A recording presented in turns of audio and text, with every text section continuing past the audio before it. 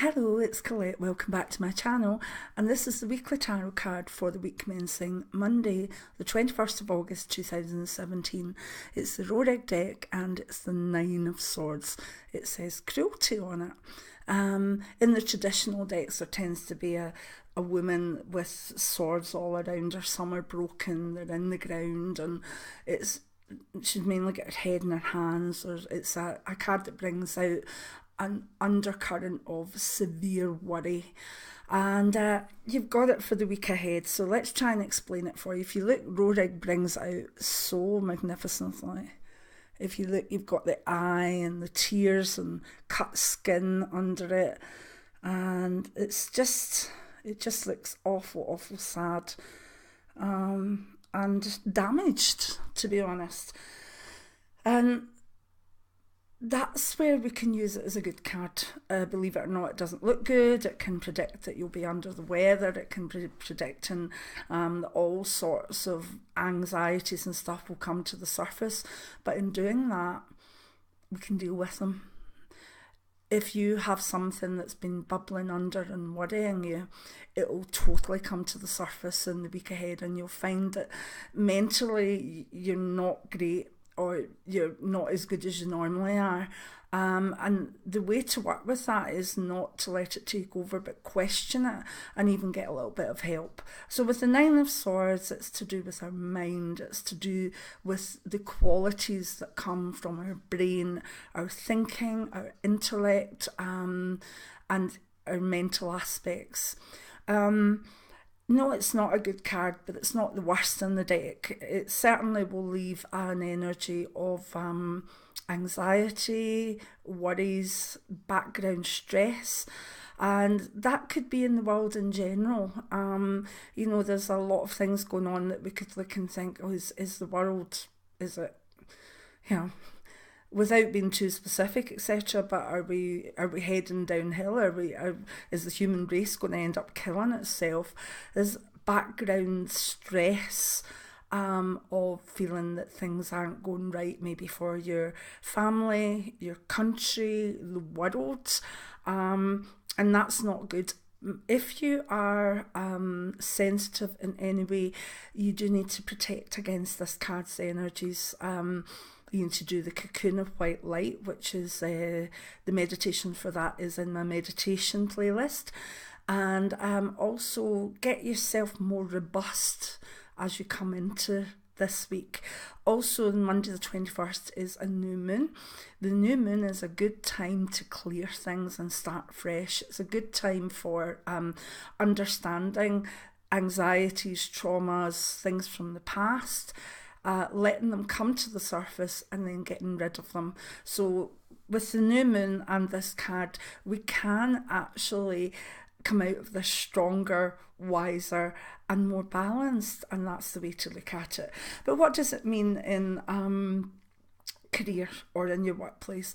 It could mean that you just feel as though you're not good enough for the job, that you're an idiot, that you've made a mistake, and everybody's thinking what an idiot you are, and you start to feel very, very insular and feeling as though you're being bullied or there's something else going on, but it's coming from within.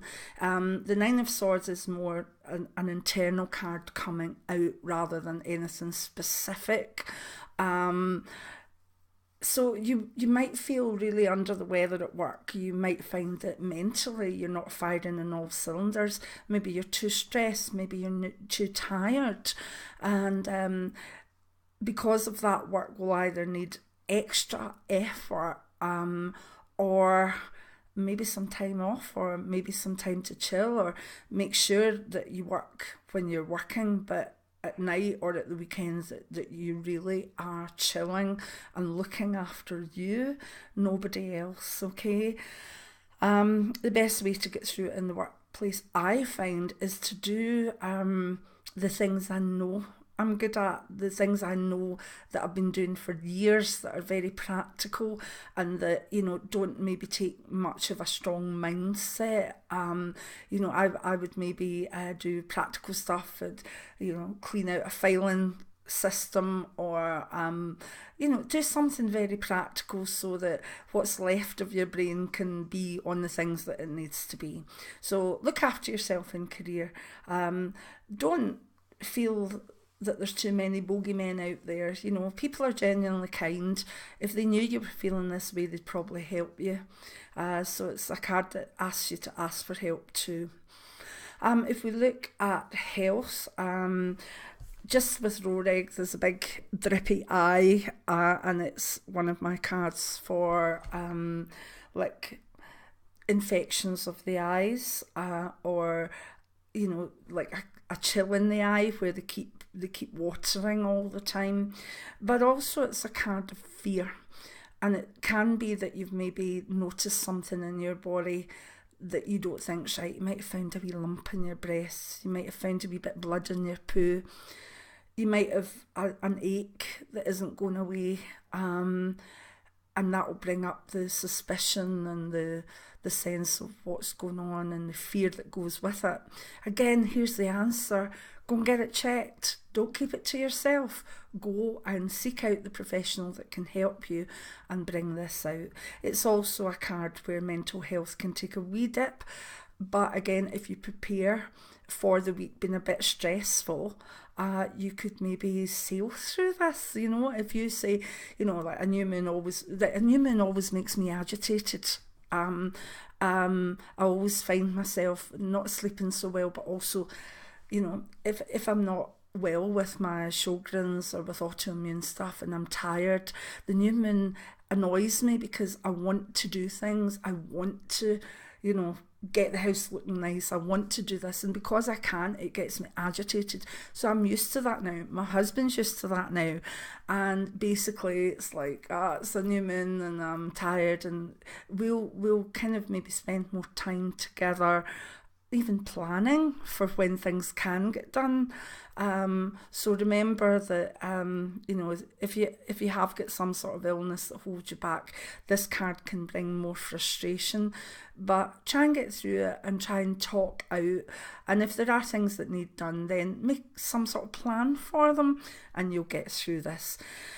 With love and relationships, there can be all sorts of things that come from the brain. You can start thinking your partner is not being true to you. You could start feeling that people are talking behind your back, or you could start feeling that people aren't being nice to you. Again, think of it more as, is this coming from within, or does it come in from out with?